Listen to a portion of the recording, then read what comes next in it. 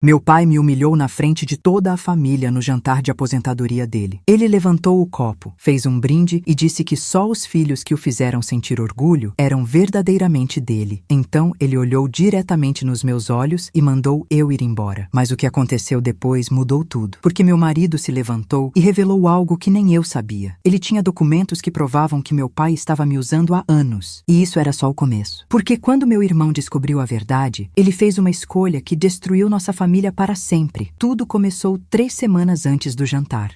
Meu pai estava prestes a se aposentar depois de 40 anos, como diretor de uma empresa de construção. Eu sempre fui a filha invisível. Meu irmão mais velho, Ricardo, era o filho perfeito. Advogado bem-sucedido, casa grande, carro importado. Minha irmã Patrícia, médica renomada, e eu, professora de escola pública. Mas tinha um detalhe que ninguém sabia. Nos últimos 15 anos, eu cuidei da minha mãe doente, sozinha, sem ajuda de ninguém. Enquanto meus irmãos construíam suas carreiras, meu pai nunca reconheceu isso. Para ele, sucesso era dinheiro e status. 3 dias antes do jantar, algo estranho aconteceu. Meu marido, Pedro, chegou em casa com uma expressão que eu nunca tinha visto. Ele trabalha como contador e tinha descoberto algo sobre meu pai. Mas quando perguntei, ele só disse: "No momento certo você vai entender." Achei estranho, mas confiei nele. No dia do jantar, o salão estava decorado com fotos da carreira do meu pai. 50 convidados, mesa principal para a família. Eu me sentei no canto, como sempre. Durante o jantar, meu pai começou a contar histórias de sucesso. Cada história terminava com elogios ao Ricardo ou à Patrícia. Eu não existia nas memórias dele, então chegou o momento do brinde. Meu pai se levantou, bateu na taça e todos fizeram silêncio.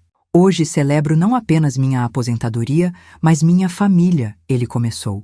"Durante toda a minha vida, trabalhei para dar o melhor aos meus filhos. E hoje posso dizer com orgulho que 2 deles me fizeram um pai realizado." Ele olhou para o Ricardo. "Meu filho, um advogado brilhante que honra nosso sobrenome." Depois para a Patrícia. "Minha filha médica salvando vidas todos os dias." Então ele se virou para mim. O salão inteiro em silêncio. "Somente os filhos que me fizeram sentir orgulho são verdadeiramente meus." Ele pausou. "Você pode ir embora." O silêncio foi quebrado por alguns aplausos desconfortáveis. Eu me levantei devagar, as pernas tremendo. Mas antes que eu desse um passo, Pedro se levantou também.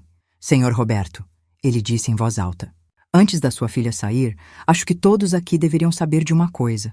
Meu pai ficou vermelho. "Sente-se, rapaz. Isso é assunto de família." Pedro tirou um envelope do paletó.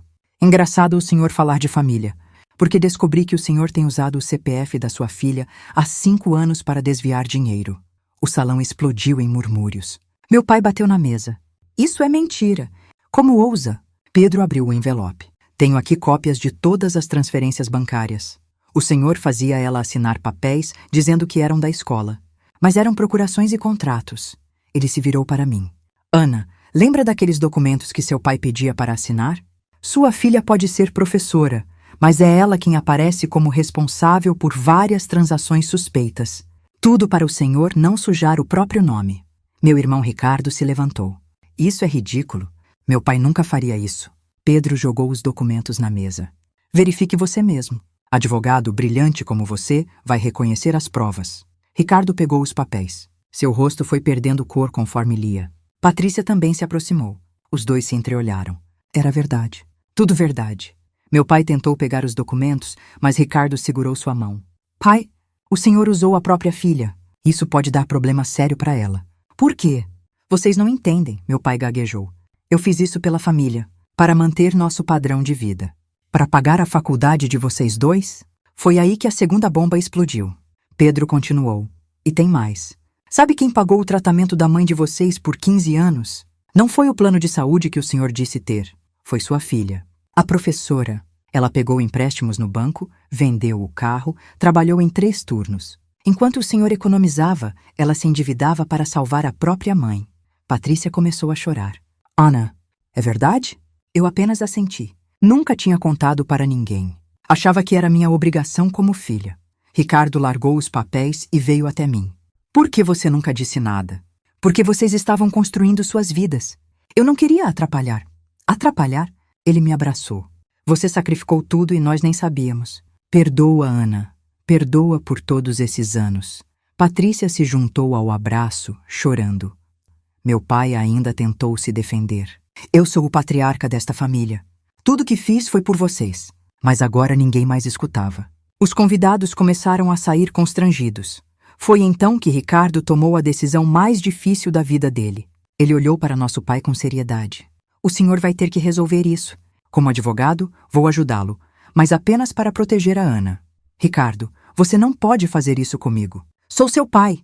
O senhor acabou de dizer que só tem 2 filhos. E agora precisa assumir o que fez. No dia seguinte, Ricardo acompanhou meu pai para resolver a situação. Contrataram um advogado. O jantar de aposentadoria virou o início de um longo processo para limpar meu nome. Mas a história não termina aí. Uma semana depois, Ricardo e Patrícia vieram até minha casa. Os 2 pareciam determinados. Descobrimos o valor total das suas dívidas com o tratamento da mamãe. Ricardo disse. 120 mil reais. Dividimos entre nós 2. Está tudo quitado. Eu não conseguia falar. Só chorar. Patrícia me abraçou. Você cuidou da mamãe sozinha. Salvou a vida dela. Enquanto nós só aparecíamos no hospital para visitas rápidas. Agora entendemos por que mamãe sempre pedia por você no final. Porque ela sempre dizia seu nome. Você era a única que estava lá de verdade. Ricardo completou. Descobrimos também que você abriu mão da bolsa de mestrado para cuidar dela, que recusou uma proposta de trabalho em São Paulo. Você sacrificou seus sonhos. Então decidimos uma coisa. Vamos pagar sua pós-graduação, integral, em qualquer universidade que você quiser. É o mínimo que podemos fazer. 1 ano e meio se passou. Meu pai fez um acordo com os credores e teve que vender a casa para pagar as dívidas. Assumiu toda a responsabilidade para me proteger. Ele mora agora num apartamento pequeno, sozinho. Ricardo e Patrícia mantêm contato mínimo com ele. Eu fui visitá-lo uma vez. Apenas uma. Ele estava sentado na sala vazia, olhando fotos antigas. Quando me viu, seus olhos se encheram de lágrimas. Ana, eu estraguei tudo, não foi? Pai, o senhor teve 40 anos para me enxergar. Escolheu não ver. Agora é tarde demais. Deixei uma marmita na mesa e fui embora. Foi a última vez que nos falamos. Hoje, 3 anos depois, estou no 2º ano do meu mestrado em educação. Pedro abriu seu próprio escritório de contabilidade. Ricardo e Patrícia almoçam em casa todo domingo. Descobrimos o que é família de verdade. Não é sobre sangue ou sobrenome. É sobre quem está ao seu lado quando você mais precisa. Quem te levanta quando você cai. Meu pai queria filhos que o fizessem sentir orgulho. Mas esqueceu que o verdadeiro orgulho vem de reconhecer o valor de quem sempre esteve ali, mesmo sendo invisível. Pedro me disse outro dia, sabe por que eu guardei aqueles documentos? Eu perguntei por quê. Porque eu sabia que um dia seu pai iria longe demais. E quando esse dia chegasse, eu estaria pronto. Você merecia ser vista. Merecia ser valorizada. E se sua família não fazia isso, eu faria. Porque é isso que o amor faz. Protege, defende e honra. Ricardo me ligou ontem. Disse que estava organizando um jantar. Um jantar de verdade, para celebrar a verdadeira heroína da família. Eu ri. Não precisa, Ricardo. Precisa sim, ele insistiu. Porque agora nós sabemos quem você é. E o mundo inteiro precisa saber também. O jantar é semana que vem. Dessa vez, vou sentar na cabeceira da mesa. Sabe qual a maior ironia? Meu pai passou a vida inteira buscando reconhecimento através do sucesso material. Mas no final, ficou sozinho com suas conquistas vazias. Enquanto eu, a filha invisível, a professora sem status, conquistei algo que dinheiro nenhum compra. O respeito verdadeiro da minha família e a paz de saber que fiz a coisa certa. Às vezes recebo mensagens dele. Nunca abro. Pedro diz que ele escreve pedindo perdão, contando o que mudou. Mas algumas feridas são profundas demais para cicatrizar. A verdade é que eu já perdoei meu pai. Não por ele, mas por mim. Carregar mágoa é pesado demais. Mas perdoar não significa esquecer. Não significa voltar ao que era antes. Minha mãe, antes de partir, me disse algo que nunca esqueci. Filha, seu pai vê o mundo através de números e conquistas. Mas você vê através do coração.